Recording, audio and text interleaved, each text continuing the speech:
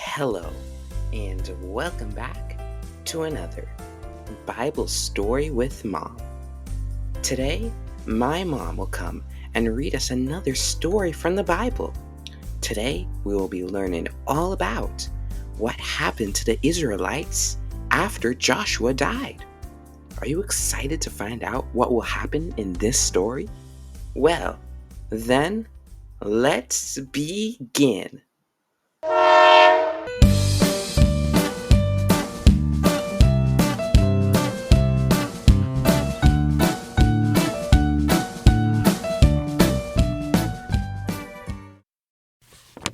Hi, boys and girls.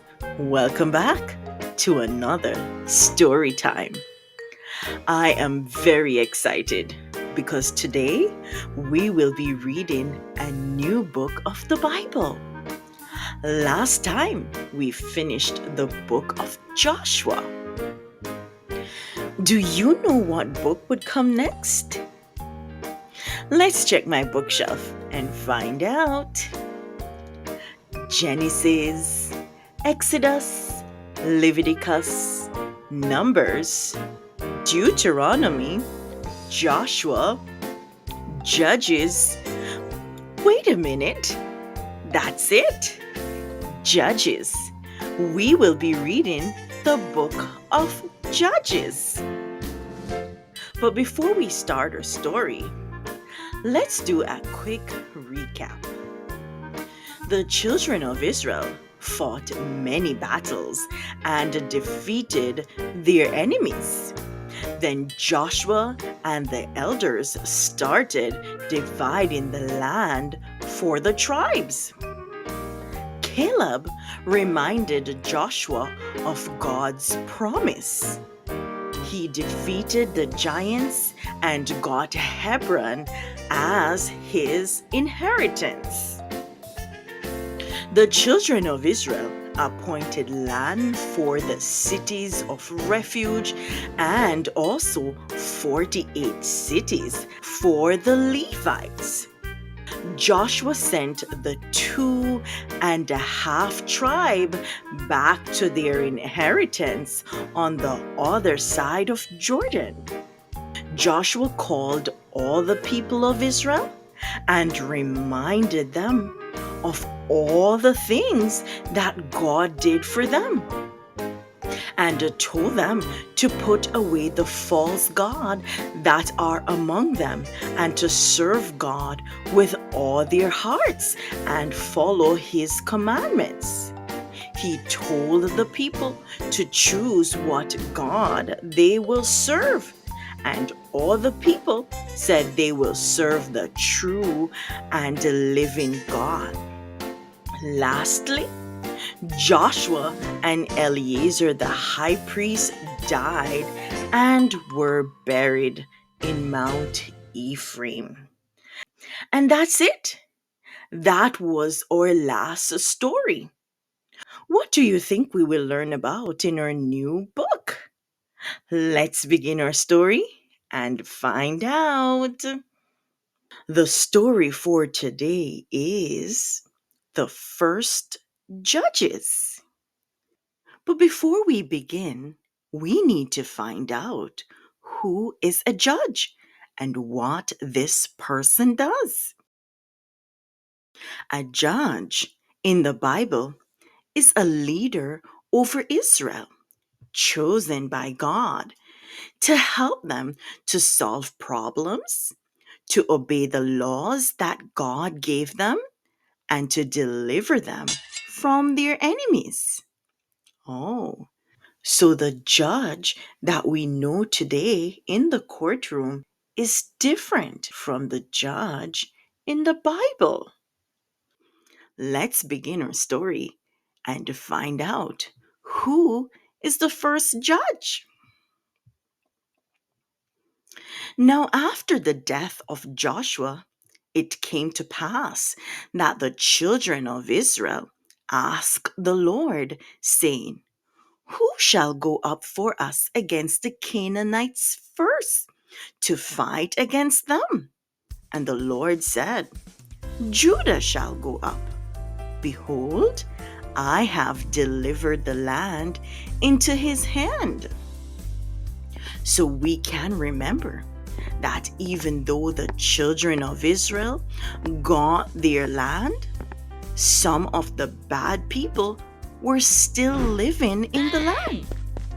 But it was each tribe's responsibility to get rid of them out of the land. And God promised that He will help to drive them out. All right, let's keep reading and find out more. And Judah said unto Simeon his brother, Come up with me into my lot, that we may fight against the Canaanites.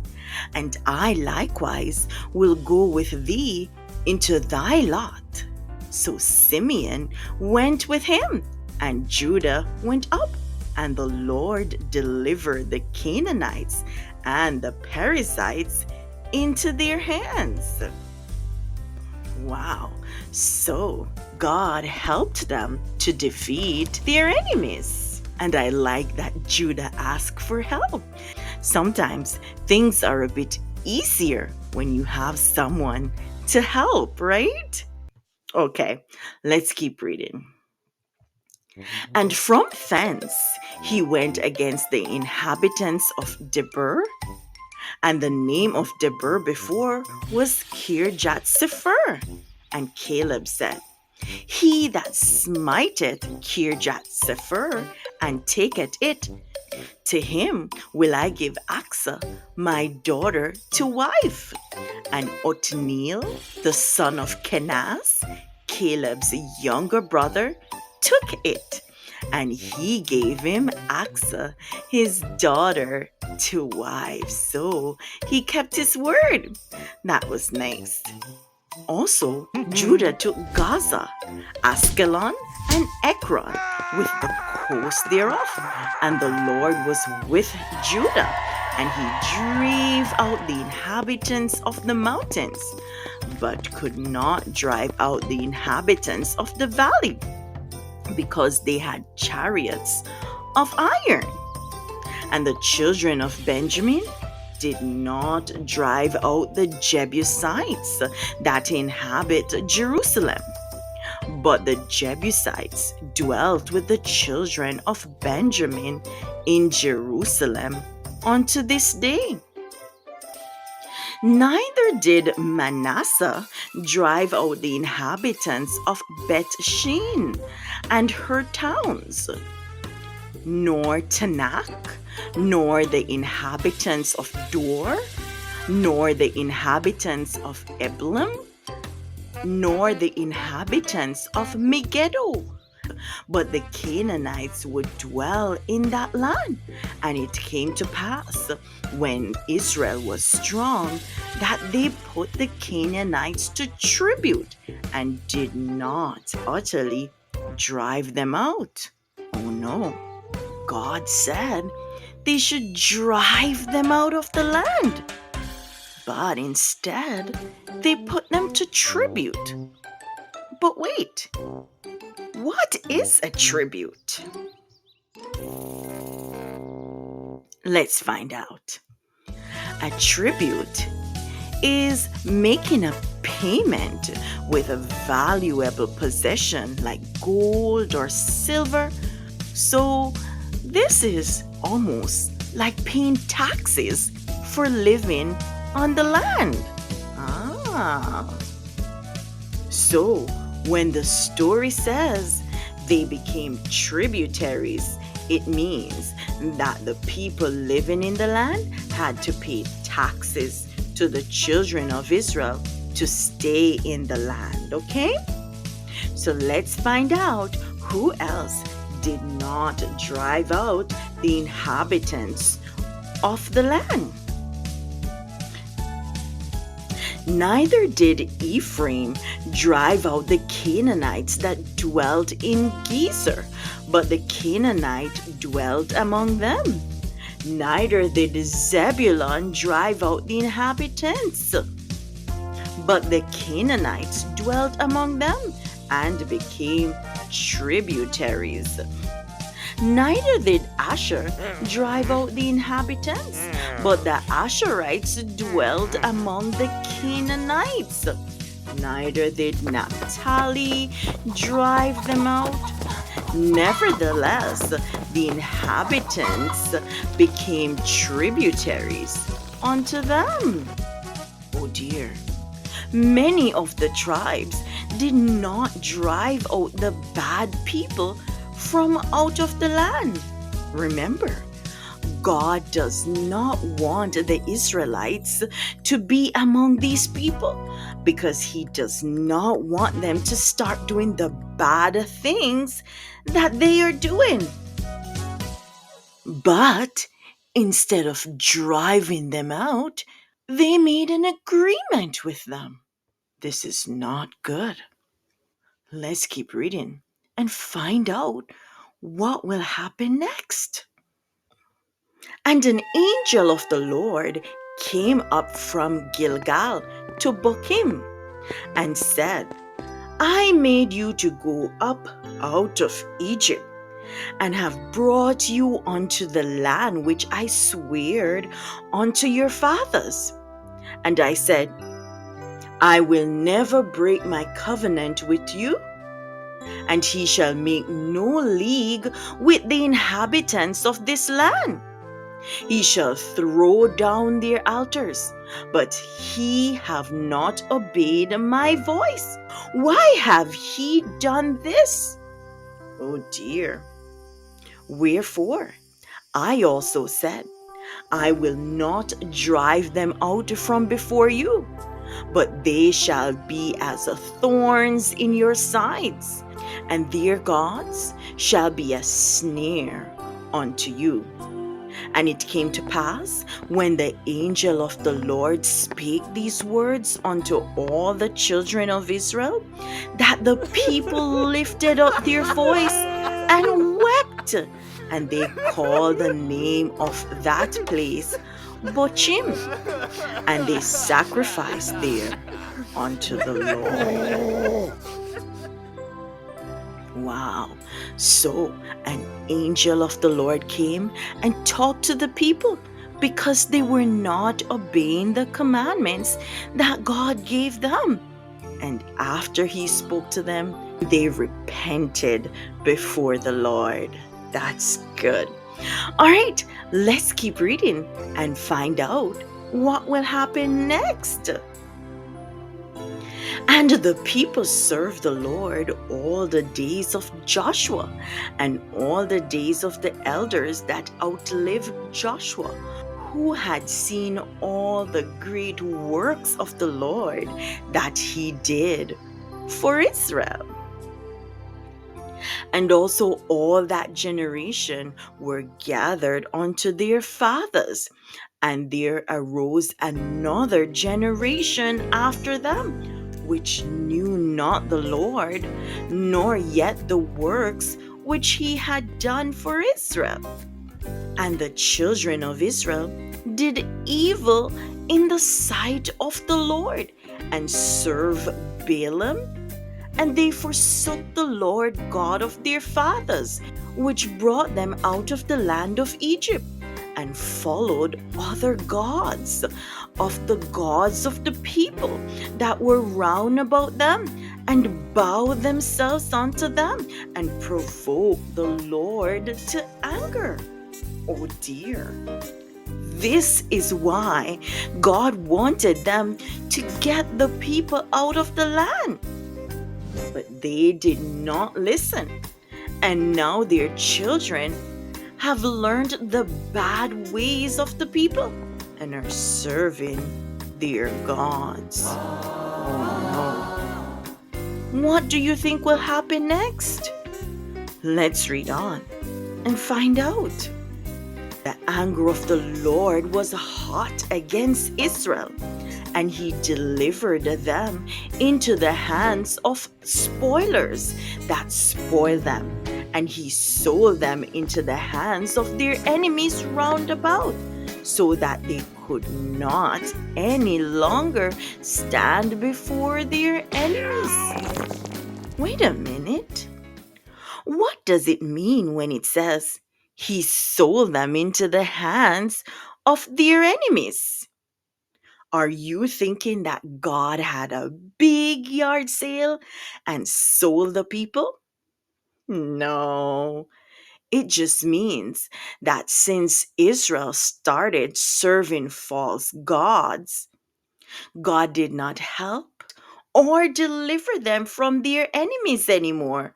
And so other nations came and made the children of Israel slaves.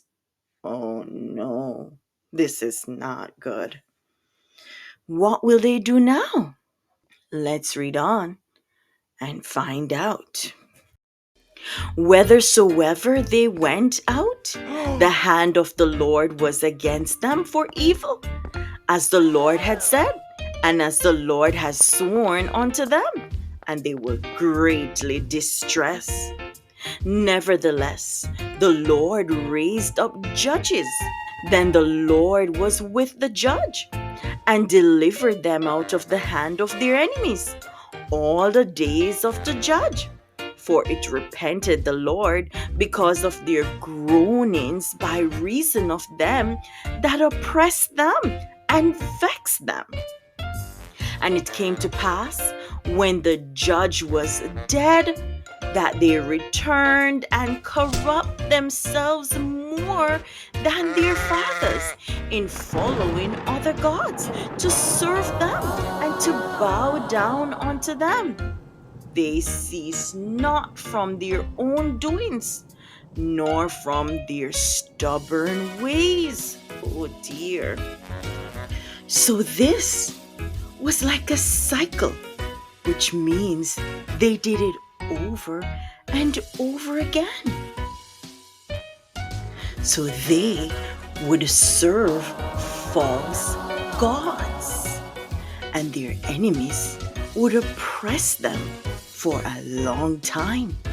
But then they would cry out to God, and God would raise up a judge to deliver them from the hands of their enemies. And they would serve God during the time that the judge was alive. But once the judge dies, then they go back to serving false gods. Oh dear. But this shows that God is very forgiving. He is merciful. He is patient. He is loving. And He is kind. Wow, what a wonderful God. Let's read on and find out more. And the anger of the Lord was hot against Israel. And He said, because that this people had transgressed my covenant, I also will not henceforth drive out any from before them of the nations which Joshua left when he died. Uh-oh.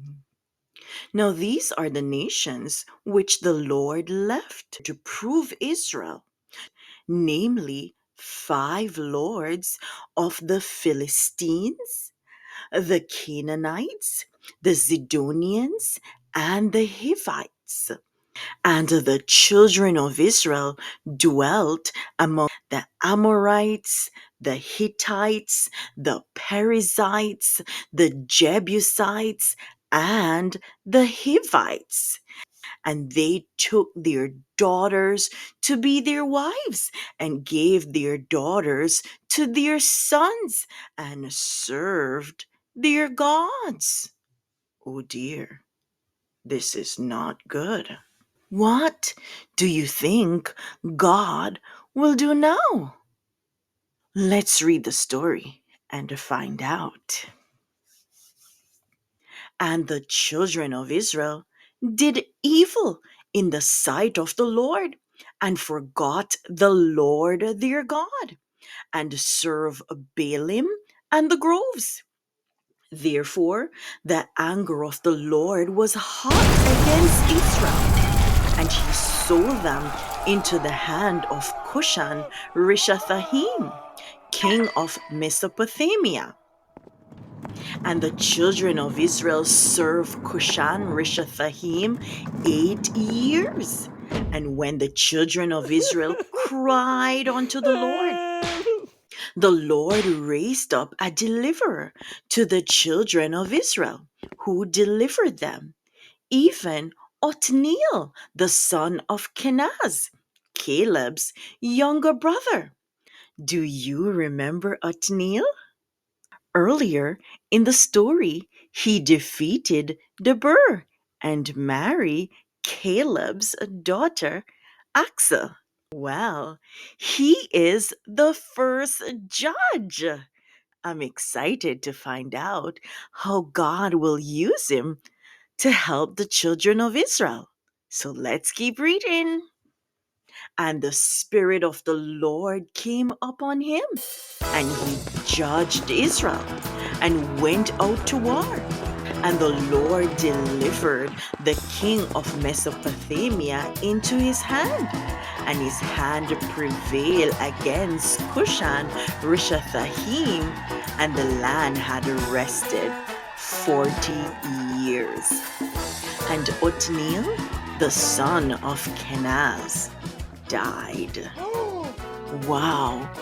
Othniel was a judge over the children of Israel for 40 years. That's a really long time. But wait, who will be the next judge? Let's continue the story and find out. And the children of Israel did evil again in the sight of the Lord. Oh dear, they did it again. And the Lord strengthened Eglon, the king of Moab, against Israel, and went and smote Israel, and possessed the city of palm trees. So the children of Israel served Eglon, the king of Moab, 18 years. Oh dear. So, because they did evil again, God left them. And Moab came and took them as slaves. Uh oh. Let's read on. But when the children of Israel cried unto the Lord raised them up a deliverer. Wonder who this is this time. Let's find out. Ehud, the son of Gera, a Benjamite, a man left handed. So his most dominant hand is left. Are you left handed or right handed? And by him the children of Israel sent a present unto Eglon, the king of Moab. A present? Why would they send a present to someone who is oppressing them? Oh dear. Let's read on and find out. But Ehud made him a dagger which had 2 edges of a cubit length, and he did gird it under his raiment upon his right thigh. This is interesting. So he's going to see the king to give the king this present, but he has a dagger. Wonder what that is for. Do you think he's going to defend himself? Well, let's read on and find out. And he brought the present unto Eglon, king of Moab. And Eglon was a very fat man. And Ehud said, I have a secret errand unto thee, O king. Who said, Keep silence. And all that stood by him went out from him. And Ehud came unto him, and he was sitting in a summer parlor, which he had for himself alone. And Ehud said, I have a message from God unto thee. And he arose out of his seat, and Ehud put forth his left hand and took the dagger from his right thigh and thrust it into his belly. And the fat closed upon the blade so that he could not draw the dagger out of his belly. Then Ehud went forth through the porch and shut the doors of the parlor upon him and locked them. Uh-oh. This means no one will be able to get in to check on the king. Oh dear. When he was gone out, his servants came, and when they saw that the door of the parlor were locked, they said, "Surely he covereth his feet in his summer chamber." And they tarried till they were ashamed. And behold, he opened not the door of the parlor. Therefore they took a key and opened them. And behold, their Lord was fallen down dead on the earth. Uh-oh. I can imagine that they thought, it's a really long time. We should check on the king. So they got a key and went in. But the king was dead. Let's keep reading and find out more. And Ehud escaped unto Sirath while they tarried. And it came to pass when he was come that he blew a trumpet in the mountain of Ephraim. And the children of Israel went down with him from the mount, and he before them. And he said unto them, "Follow after me, for the Lord hath delivered your enemies, the Moabites, into your hand." And they went down after him and took the fords of Jordan towards Moab, and suffered not a man to pass over. And they slew of Moab at that time about 10,000 men, all lusty and all men of valor. Wow, that means they were strong, mighty men, right? And there escaped not a man. So Moab was subdued that day under the hand of Israel, and the land had rested 80 years. That's 80 years. Wow, that's a really long time. And after him was Shamgar, the son of Anath. Oh, so this is the third judge, which slew of the Philistines 600 men with an ox goad, and he also delivered Israel.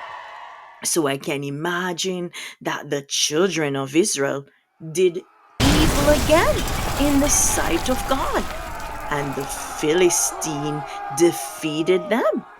And when they cried to God, he delivered them using Shamgar, the third judge. Wow, God is amazing.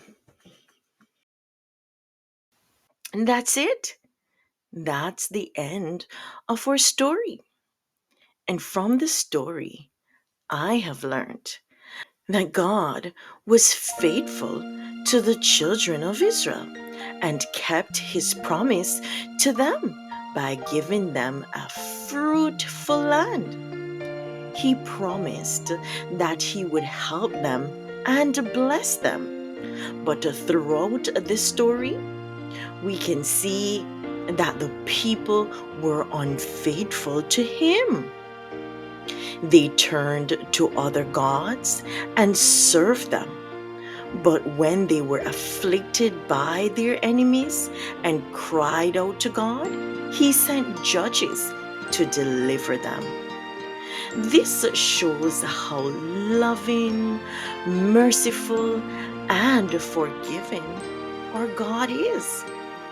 He loves us so much that even when we make a mistake and repent, He shows us mercy. So let us love the Lord with all our hearts, serve Him, and follow all His commandments. Thank you so much for listening to the story with me. God bless you, and see you next time.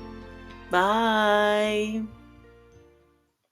Okay, boys and girls, it's question time. Let us see what you can remember from the story. First question: who was the first judge? Was it Shamgar? Was it Othniel? Or was it Ehud? Think about it. Shamgar, Othniel, or Ehud? Do you have an answer? All right, let's see if you got it right. Did you say Othniel? Well, that's right. Othniel was the first judge. Next question. Whose daughter did Othniel marry? Was it Caleb's daughter, Joshua's daughter, or Aaron's daughter? Think about it carefully. Who was it? Let's check the answer. It was Caleb. Othniel married Caleb's daughter. Perfect. Next question. Where did the angel speak to the Israelites? Was it Sinai, Bochim, or in Egypt? This is a hard one. Think about it. Let's check the answer. Bochim. Let's answer another question. Which king did Ehud give a present? Was it King Solomon, King David, or King Eglon? I think this is an easy one. It's King Eglon. I hope you got that right. All right, last question. Which judge used an ox goad? Was it Shamgar, Othniel, or Ehud? Who was it? Do you know? All right, let's find out. Shamgar. Shamgar had an ox goad. Wow. Good job. Thank you so much for answering the questions with me today. It's game time. Let's find out what game we will play today. Guess who? Let's get some instruction for this game. Look at the shadow, then guess which character from the story it is. Oh, that sounds easy. Are you ready? Well, let's give it a try. First picture. Who do you think that is? Let's find out. It's a Shamgar with the ox goad in his hand. Wow, hope you got that one. Let's try another one. This person looks like a king. Wonder which king that is. Are you ready to find out? Let's check. Oh, it's King Eglon. It's the king that Ehud gave the present. All right, let's try another one. Who is this? It looks like this person is sitting on a horse. And it seems seems this person is blowing something. Who do you think it is? Let's find out. It's Ehud. He's blowing the horn. Perfect. Let's try another one. Who is this? The person has a sword in their hand. Could it be one of the judges? Let's find out. It's Othniel, the first judge. Did you get that one? All right, let's try one more. Oh, so here we have two persons. Are they talking to each other? Are they thinking? What are they doing? Who are they? Let's find out. Oh, it's the servants. They were wondering what the king was doing. Why did he take so long? All right, one last one. Who is this? It might be a king, or is it a judge? Who do you think it is? Let's find out. Oh, it's King Cushan Risathaim. His name is really long. Wow. Good job. Thank you so much for playing with me today. I hope you had fun. Don't forget, join me for a song. See you next time. Bye.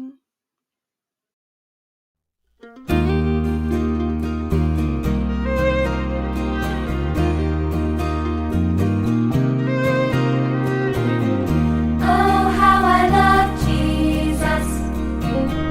Oh, how I love Jesus.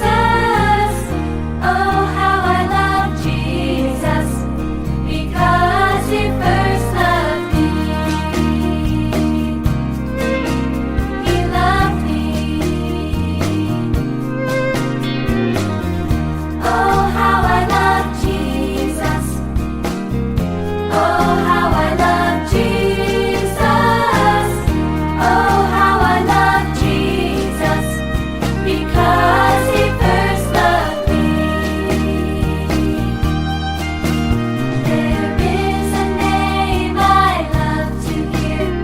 I love to sing its word. It sounds like music in my ear. The sweetest name on earth. Oh, how I love Jesus. Oh, how I love Jesus. Oh, how I love Jesus.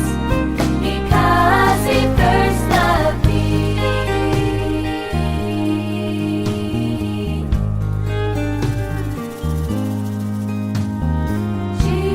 Jesus, Jesus, how I trust him, how I proved him more and more. Jesus, Jesus, precious Jesus, oh, for grace to trust him more. Oh, how I love Jesus. Oh, how I love Jesus.